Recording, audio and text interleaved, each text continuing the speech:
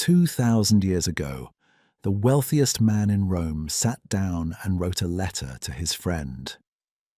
In it, he said, "Time is the only thing that truly belongs to you. Guard it.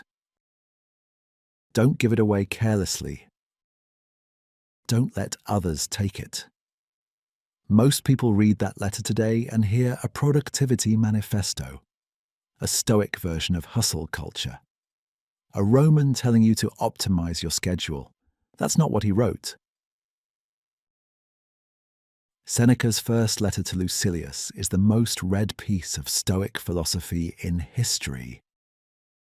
It's also almost universally misread. This is what it actually says. Lucius Annaeus. Seneca was born around 4 BCE in Cordoba, in what is now Spain.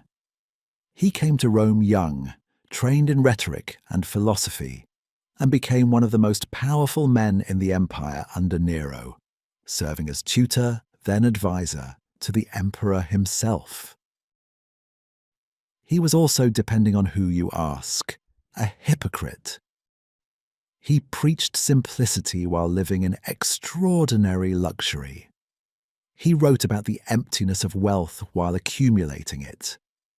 He tutored an emperor who would eventually force him to take his own life.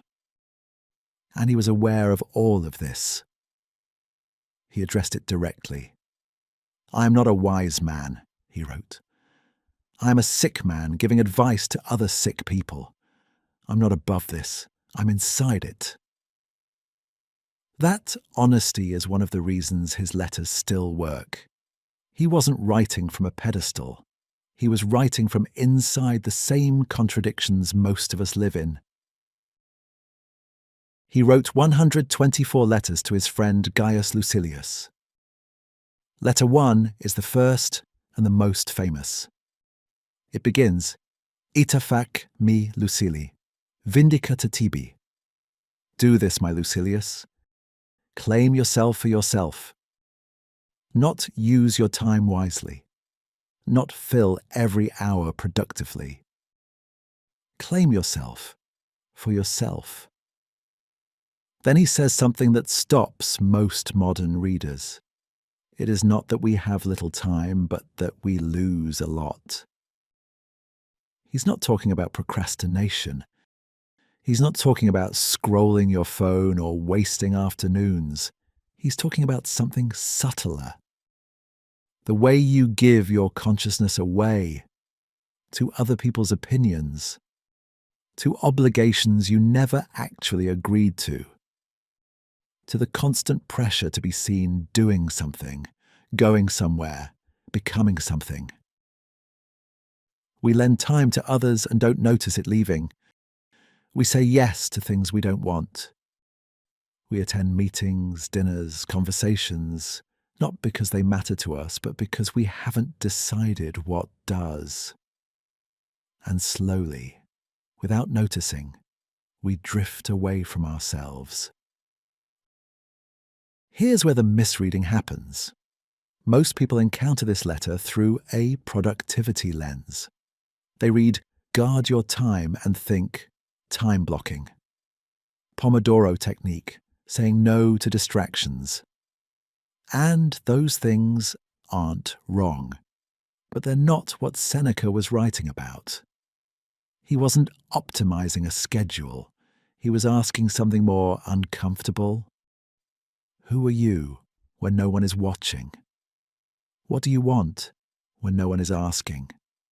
When you strip away the obligations and the performance and the busyness, what's actually there? Seneca uses a phrase in this letter that most translations soften. He says, "Cotidie Morimur," we die daily.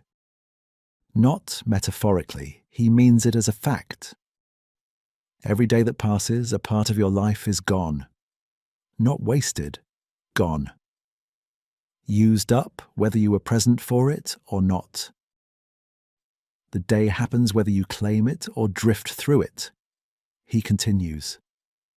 The part of life we really live is small, for all the rest of existence is not life, but merely time.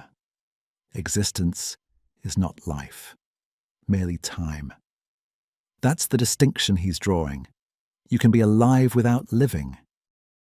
You can fill every hour and still be absent from all of them.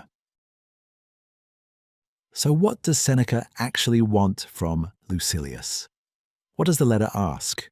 Not efficiency, not optimization. Attention. He wants Lucilius to notice where his consciousness goes, to start tracking not his tasks but his hours, to look back at the end of a week and ask, where did I go? Was I there for it? Lay hold of today's task and you will depend less upon tomorrow's. That line sounds like productivity advice, but read it in context. He's saying the future is not guaranteed. The present is what you actually have. Stop living in anticipation and start living in the day itself. Seneca was dying when he wrote many of these letters. He knew it. Nero's paranoia was growing. His time was running out in a very literal sense. And what he wrote wasn't a plan.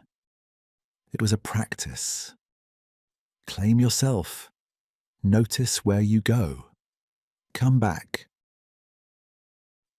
The irony of reading this letter as a productivity framework is that it's actually an argument against one, against the idea that the value of time is measured in output, against the belief that a well-managed life is a meaningful one. Time for Seneca is not a resource to be optimized. It's the medium in which a life happens. And most of us are sleepwalking through it, lending our consciousness to other people's priorities and calling it a life. That's the whole letter. Seneca wrote 123 more letters to Lucilius. He was forced to take his own life before finishing them. He died the way he lived the last years of his life, trying to be present, trying to be his own. Most of what we inherit was simplified along the way. This channel goes back and looks at what was left out. New video every week. If that matters to you, subscribe.